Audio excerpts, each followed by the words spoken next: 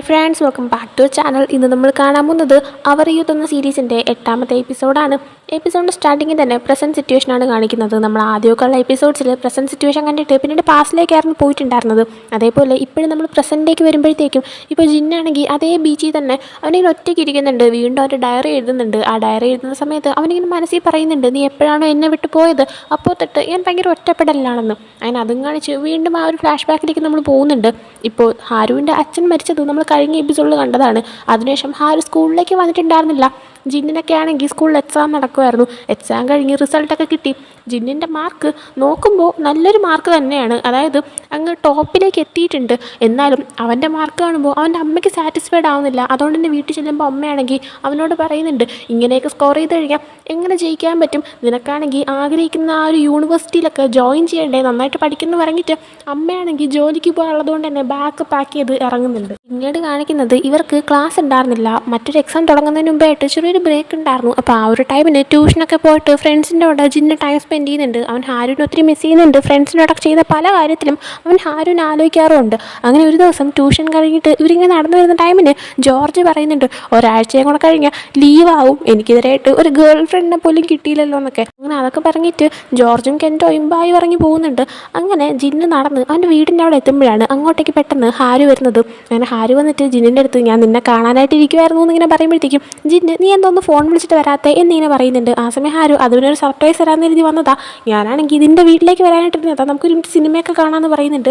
ജിന്ന ആ സമയം ഓക്കെ, പക്ഷേ ഇതിൻ്റെ അച്ഛൻ്റെ ആ ഒരു മരണത്തിൻ്റെ ചടങ്ങിന് എനിക്ക് വരാൻ പറ്റിയില്ല എന്ന് പറഞ്ഞിട്ട് അവൻ എന്തോ പറയാൻ വരുന്നുണ്ട്. എന്നാൽ ആ സമയം പെട്ടെന്ന് ഹാരു ആണെങ്കിൽ ഐ എം സോറി എന്ന് പറയുന്നുണ്ട്. ആ സമയം ജിന്ന് എന്തിങ്ങനെ ചോദിക്കുമ്പോൾ ഹാരു ആണെങ്കിൽ, അത് പിന്നെ ഇന്ന് നിൻ്റെ വീട്ടിൽ വന്ന് സിനിമ കാണാനായിട്ടൊന്നും അല്ല ഞാൻ വന്നത്, നിൻ്റെ അടുത്തൊരു കാര്യം പറയാനായിട്ടാണ്. ഞാൻ ഇവിടെ നിന്ന് പോവുകയാണ്, ഞാൻ ഈ സ്കൂളിൽ നിന്ന് ട്രാൻസ്ഫർ ആയിട്ട് പോവാണെന്ന് പറയുന്നുണ്ട്. അങ്ങനെ അതും പറഞ്ഞിട്ട് അവരാണെങ്കിൽ എപ്പോഴും മീറ്റ് ചെയ്യുന്ന ആ ഒരു ബെഞ്ചൊക്കെ ഉള്ള ആ ഒരു പാർക്ക് പോലത്തെ ആ ഒരു ഏരിയയിലേക്ക് ചെല്ലുന്നുണ്ട്.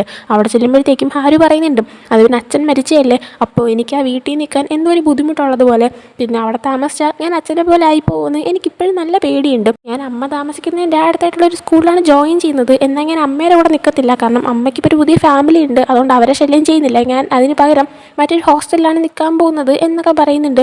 ആ സമയം ജിന്ന് ഇതെല്ലാം കേട്ടുകൊണ്ടിരിക്കുന്നുണ്ട്. ഹാരുവിനോട് പറയുന്നുണ്ട്, നീ പേടിക്കണ്ട, നീ ഒരിക്കലും നിൻ്റെ അച്ഛനെ പോലെ ഒരാളായി തീരത്തില്ല എന്ന്.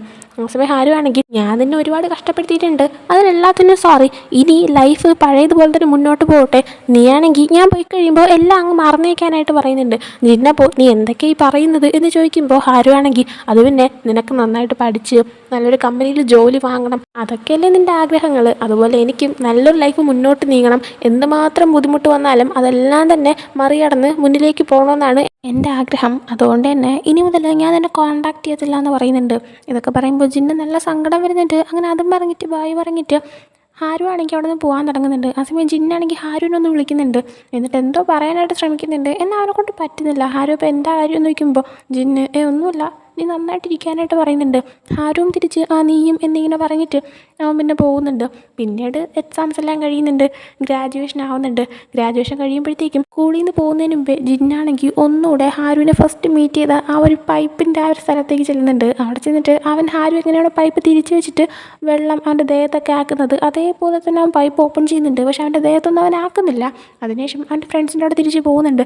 പോകുന്ന ടൈമിന് ജോർജും കെൻഡോ എല്ലാം ഇങ്ങനെ സംസാരിച്ച് പോകുന്നുണ്ട്. ആ സമയം ജോർജ് പറയുന്നുണ്ട്, ഇതോടെ പഠിത്തം തീർന്നു കിട്ടി, സമാധാനമായെന്ന്.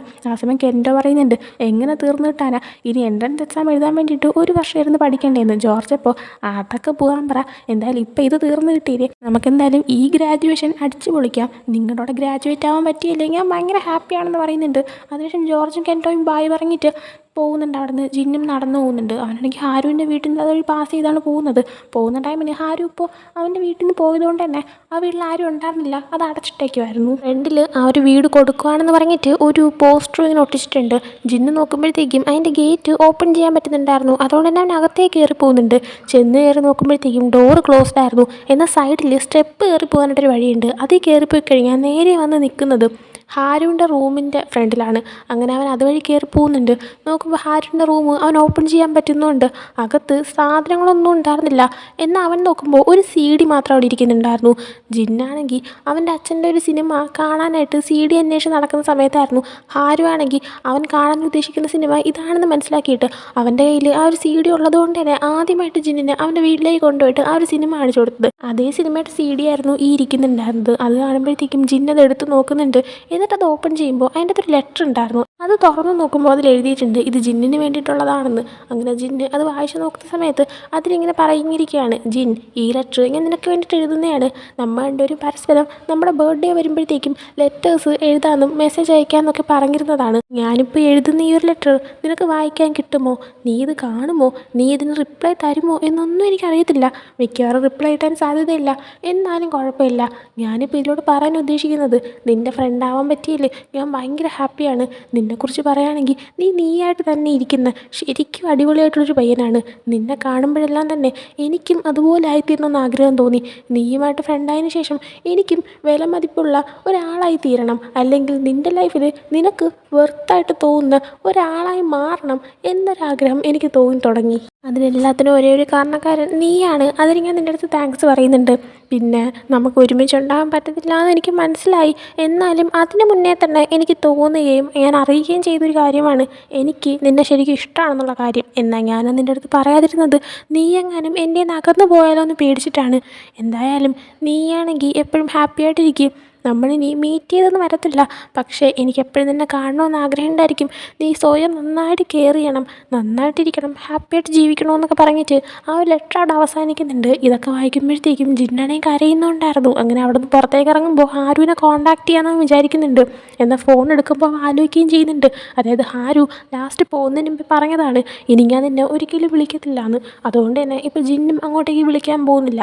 പിന്നീട് ഒരു 3-4 വർഷം കഴിഞ്ഞ് പോകുന്നുണ്ട്. ഇപ്പോൾ അവൻ്റെ കോളേജിൽ 4th ഇയർ പഠിച്ചുകൊണ്ടിരിക്കുകയാണ്. ജിന്നിപ്പോൾ സിഗരറ്റ് വലിക്കാറുമുണ്ട്.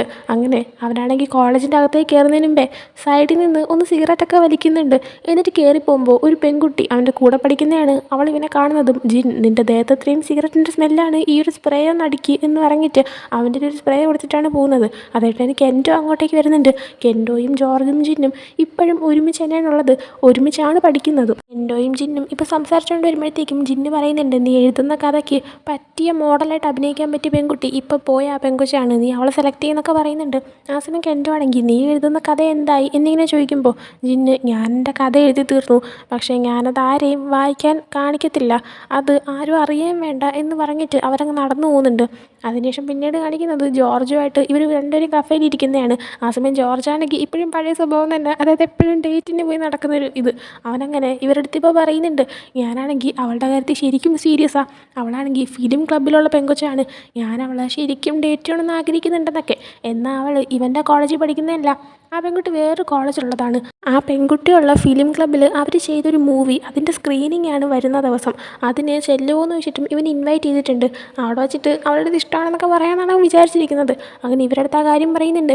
ജിന്നിനൊന്നും അപ്പോൾ തീരെ ഇൻട്രസ്റ്റ് ഇല്ല. ആ സമയമാണ് ജോർജ് മറ്റൊരു കാര്യം കൂടെ ആലോചിക്കുന്നത്. എന്നിട്ട് അവരുടെ അടുത്ത് പറയുന്നുണ്ട് നിങ്ങൾക്ക് ഓർമ്മയുണ്ടോ നമ്മുടെ സ്കൂളിൽ നിന്ന് മാറിപ്പോയി എപ്പോഴും മറ്റേ പ്രശ്നം ഉണ്ടാക്കുന്നൊരു പയ്യനില്ലേ, അവൻ്റെ പേരെന്തായിരുന്നു? ഹാരു. അവനും ആ കോളേജിലാണ് പഠിക്കുന്നത്. ഞാനവനെ കണ്ടായിരുന്നു എന്ന് പറയുന്നുണ്ട്. ഇത് കേൾക്കുമ്പോൾ കെൻഡോ, നീ സീരിയസ് ആയിട്ടാണ് അവൻ്റെ കാട് മാറിപ്പോയതല്ലോ എന്നിങ്ങനെ ചോദിക്കുമ്പോൾ അല്ലെന്നേ അത് ഹാരു തന്നെയാണെന്ന് ജോർജ് പറയുന്നുണ്ട്. ഹാരു എന്ന് കേൾക്കുമ്പോഴത്തേക്കും ജിന്നും ഒന്ന് ഷോക്കാവുന്നുണ്ട്.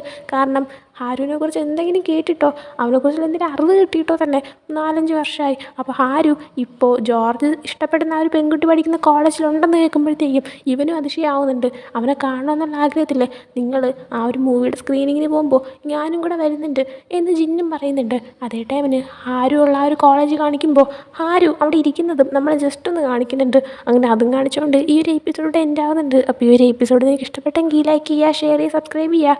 നെക്സ്റ്റ് ആയിട്ട് തന്നെ ബൈ.